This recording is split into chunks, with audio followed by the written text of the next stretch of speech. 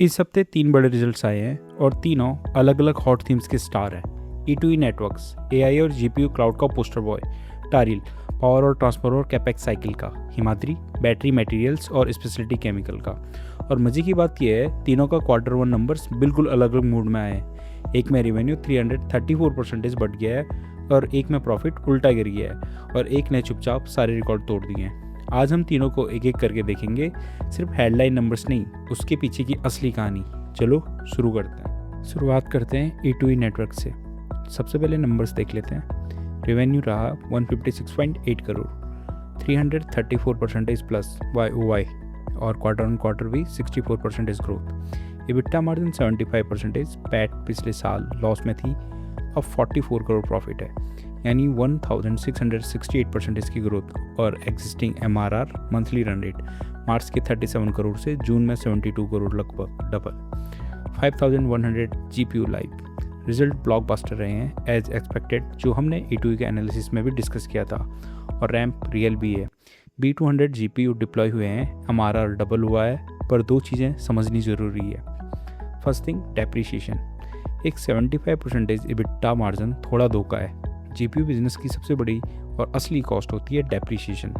GPU पुराने होते जाते हैं, उनकी वैल्यू कम होती जाती है और ये कॉस्ट EBITDA के नीचे बैठती है। इस क्वार्टर डेप्रीशिएशन रहा 60.6 करोड़ रुपीस, YOY ग्रोथ 121%। और ये सबसे इंपॉर्टेंट बात है, पूरे FY26 में E2E ने एक्चुअली लॉस दिया है, पैट -15.6 करोड़, क्योंकि उस साल डेप्रीशिएशन 169 करोड़ था। मतलब बिजनेस अभी भी लॉस से प्रॉफिट में फ्लिप हुआ है, क्योंकि अब रेवेन्यू डेप्रीशिएशन को ओवरटेक कर रहा है।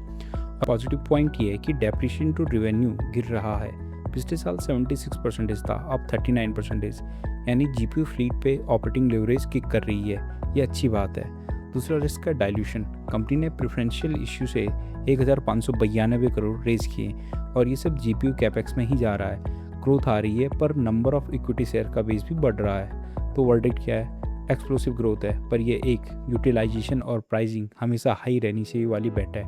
ग्लोबली 100+ न्यू क्लाउड प्लेयर्स हैं, प्राइसिंग पे प्रेशर रहेगा। हर नया ब्लैक वेव डेप्रीशिएशन रिसेट करेगा।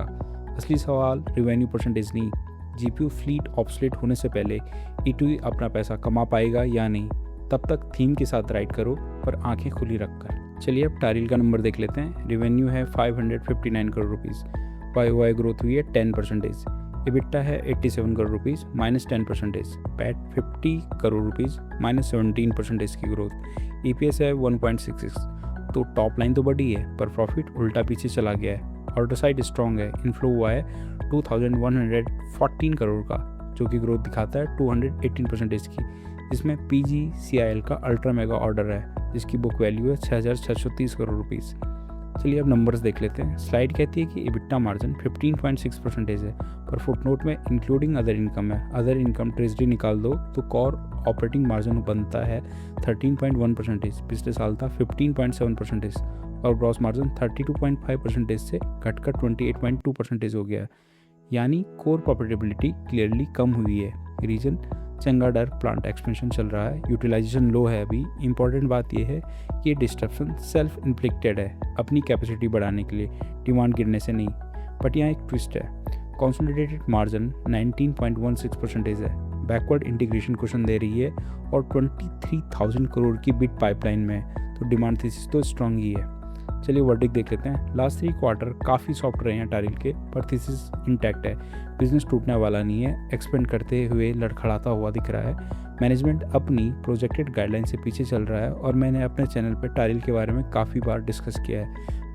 टारिल में आपको वर्किंग कैपिटल साइकिल को मॉनिटर करते रहना पड़ेगा, और Q2 में चंगाडोर रिकवरी स्टार्ट हो जाएगी। मैनेजमेंट ने गाइडेंस दी है 25% की और H2 में 16% की, तो मॉनिटर करो, चेज मत करो।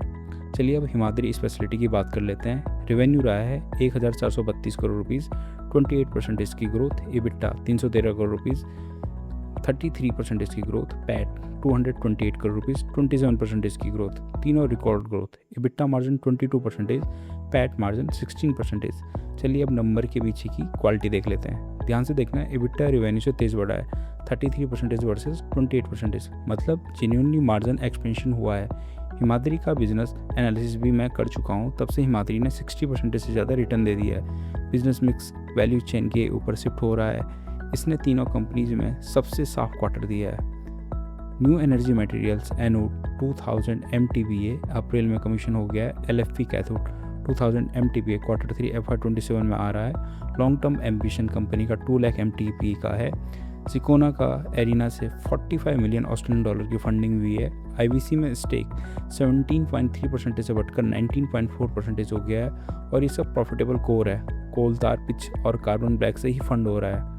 हिमाद्री में सबसे स्ट्रॉन्ग कैटलिस्ट है फ्यूचर ग्रोथ के लिए, which is lithium anode and cathode material, जो अभी सरफेस पे नहीं है, सो इसे मॉनिटर करते रहना। अभी जो ग्रोथ आई है that is from Birla tyre.